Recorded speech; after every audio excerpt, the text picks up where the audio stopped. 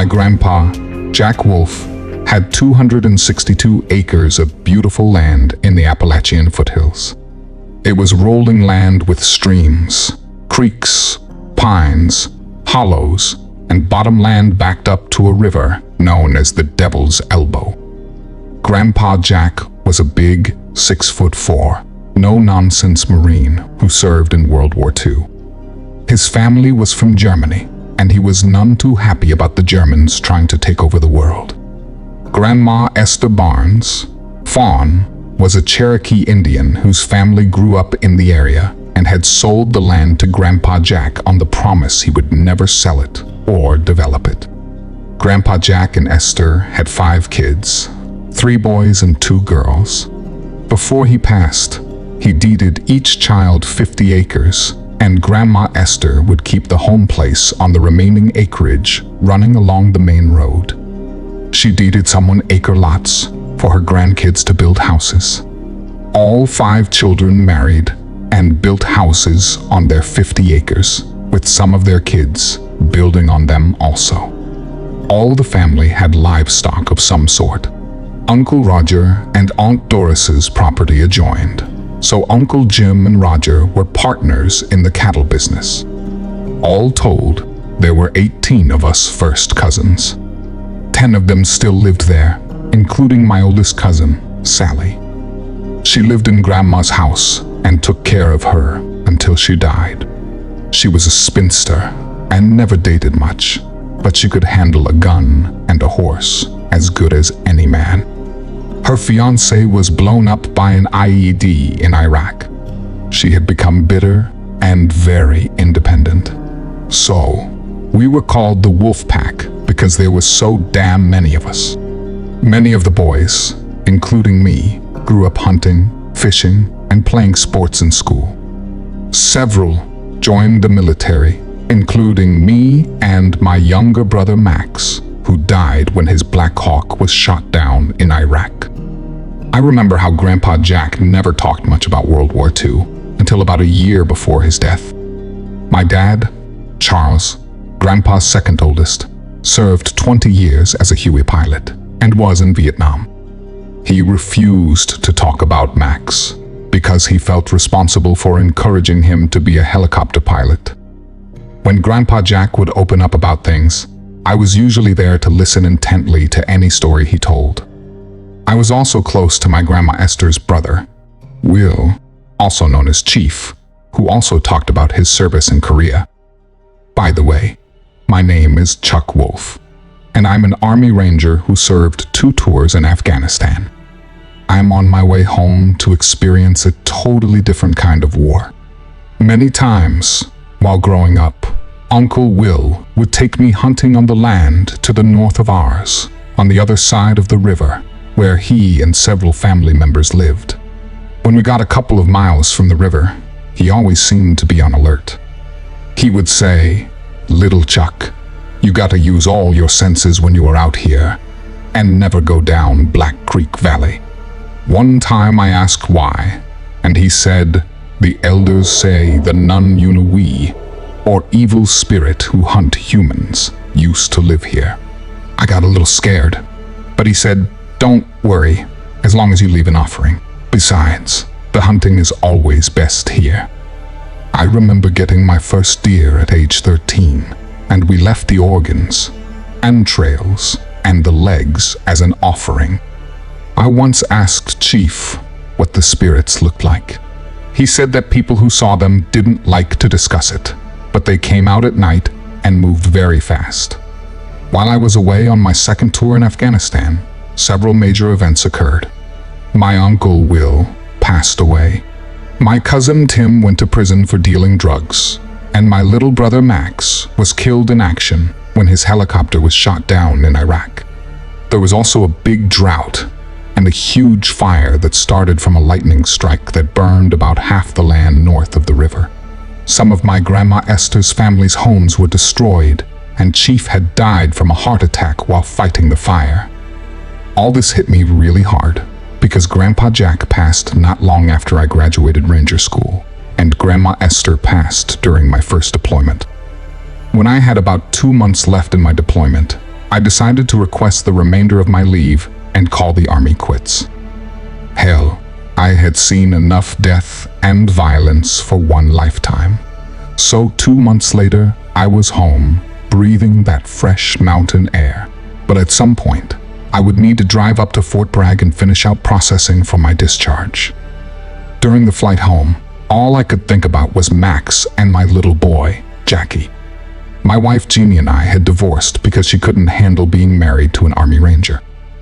I was met at the airport by my favorite cousin, Tommy, who was about 2 years older than me. His dad was my oldest uncle, Daniel, who was a Navy veteran and EOD expert who now raises chickens. Tommy seemed genuinely glad to see me, but he also seemed a bit preoccupied. I was concerned about my mom, who was suffering from breast cancer, but he said she was okay. Then it occurred to me that Tommy was a big-time hunting guide in Alaska, and I asked why he was home. He said, "Well, some things have changed." When I asked what, he said, "Jump in and I'll explain on the way." I asked how Tim was doing, and he took a deep breath and said, "He's out, and Dad gave him a job." Before I could say what the hell, he was shaking his head. During the ride home, Tommy seemed distant and worried. I asked him to tell me what was up. He began to tell me that after the big fire, a couple of my aunts and uncles began to lose livestock. "What do you mean?" I said. "Is Uncle Dan losing some chickens?" He said, "Yes, many. Aunt Doris, Uncle Jim, Uncle Roger have lost several head of cattle, and Uncle Greg has lost a foal and a pony." I immediately said, "What the hell? It must be a pack of coyotes or bears, and we'll go hunt those bastards down." He looked over at me and said, "It ain't bears, and whatever it is, it's slaughtering coyotes also." Then, I remembered the time when I was 15, where I'd stopped my trail bike to scope Black Creek Valley, and I swore I saw this huge wolf. Uncle Will said not to speak of it, and never to go there again. When we arrived at Dad's house, it looked like the whole family was there. My dad had tied a big yellow ribbon around that large oak tree in the front yard. The yard was full of cars, and the house was full of my family. The place smelled like those Sunday dinners when I was a kid. Everybody was talking at once and asking how I was. A couple of my nephews wanted to know how many terrorists I had killed. But mostly, everybody was just glad to see me. And then, to my surprise, there stood my sister Ruth and Mom, along with my ex, Jeannie, and my little 6-year-old boy, Jackie. He ran to me along with her, and for a few minutes, the whole world slowed down. Mom cried, I cried, we all cried. Then, after a huge feast and many cold beers, Tommy, my dad, Uncle Roger, and some other cousins sat on the front porch, where they started telling me what was going on. Uncle Daniel and my Aunt Elsie's husband, Greg, weren't there yet. Dan, the nephew, Tim, had to repair and reinforce some doors and windows on some chicken houses before dark, and would be along shortly. My Aunt Doris's husband, Jim, and their son, Eric, were also putting up some security lights and repairing a fence. Uncle Greg, the computer engineer, and his son, Bobby, were installing some huge motion sensor lights and alarms around the horse barns and were also coming. My dad was the only one who wasn't really a farmer or rancher, but he did have some goats and a few laying hens. He said that something had taken 2 goats and 5 hens. At that point, I just had to say, everybody, please stop, and somebody tell me what the hell is going on here. And that's when Jeannie spoke up. Jeannie told me about how she and Jackie were staying at the little A-frame I had built upon the hill overlooking my dad's place. She said something had been waking her up at all hours, running around outside the house, and at one point, something or somebody had tried to turn the doorknob. That was when she called my dad to come get her and Jackie to stay here in my old room. I immediately asked her what it was, and she said she didn't know, but she could swear she saw a set of yellow eyes looking through the window blinds on the rear door. She also said she had peeped out the upstairs window to see something hairy like a bear running across the yard and as fast as a small horse. She and Jackie only stayed there 2 nights before they came to Dad's house. She said she hoped it was okay for her and Jackie to be with me in the same room. I put my arms around her and pulled her close. Now, whatever this was, had just declared war on my family. The following morning, I went with Dad up to my A-frame to check things out.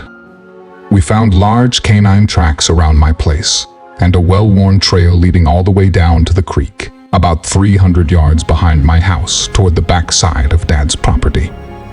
Dad said that something had been spooking his goats and causing his laying hens to cackle all night. He said that every time he turned on the lights and came out with a gun, things would calm down.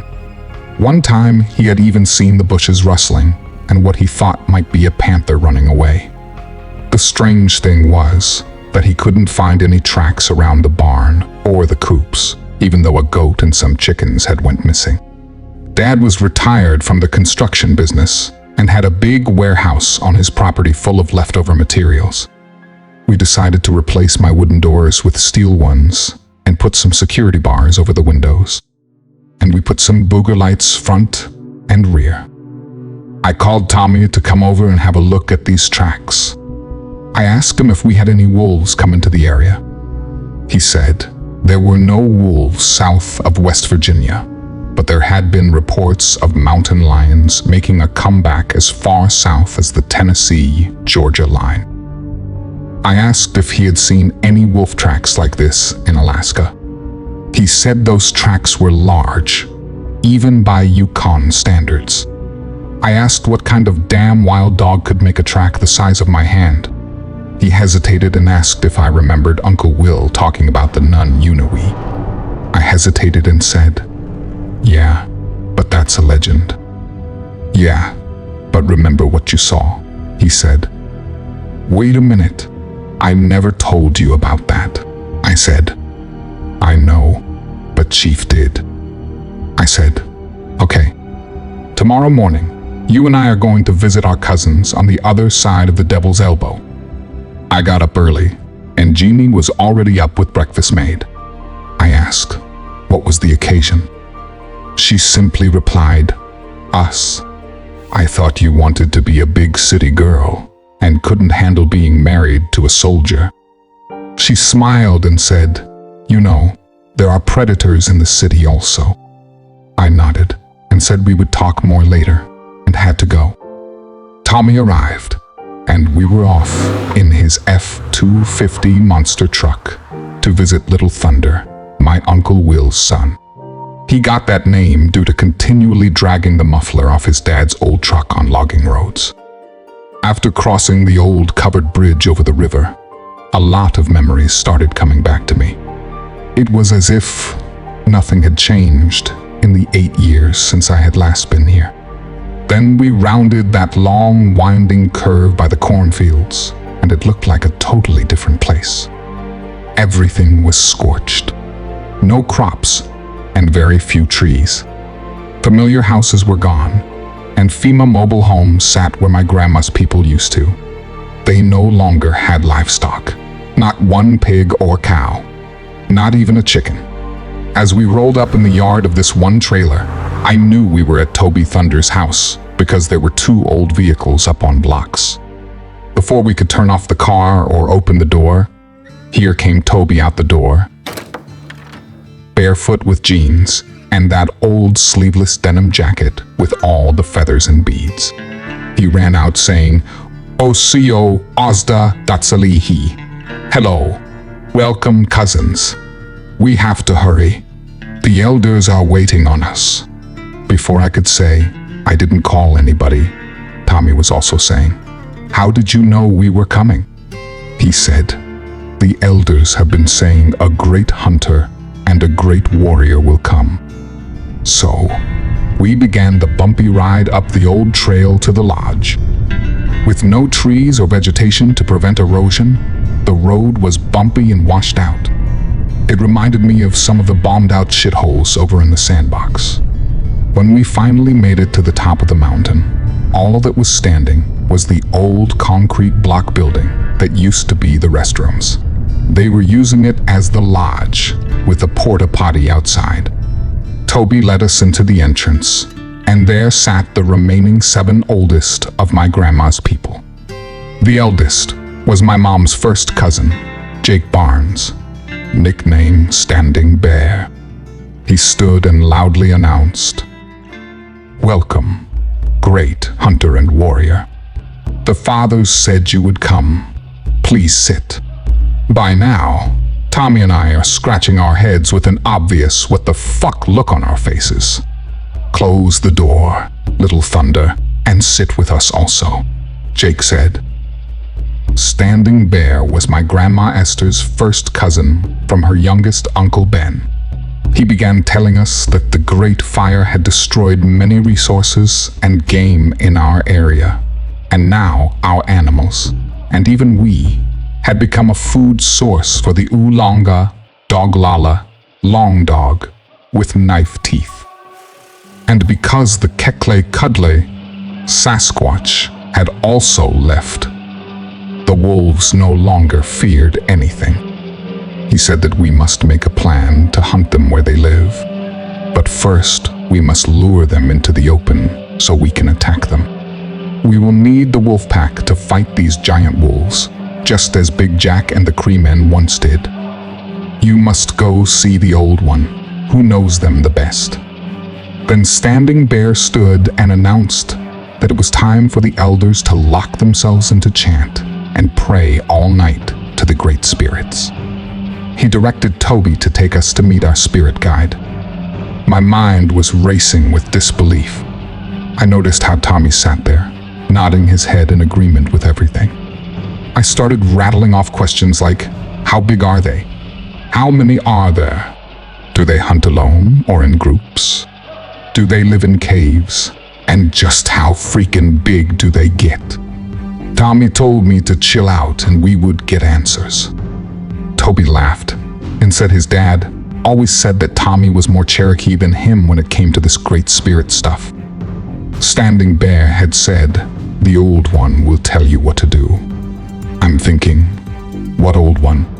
And is this Big Jack, my Grandpa Jack? As we drove out, Toby told us that the Department of Game and Fish had several game wardens in the area due to reports and complaints about these wolves, and that one of the officers was missing, and a search was on. I asked Toby if he knew anybody that had seen or maybe killed one of these things. He said, maybe.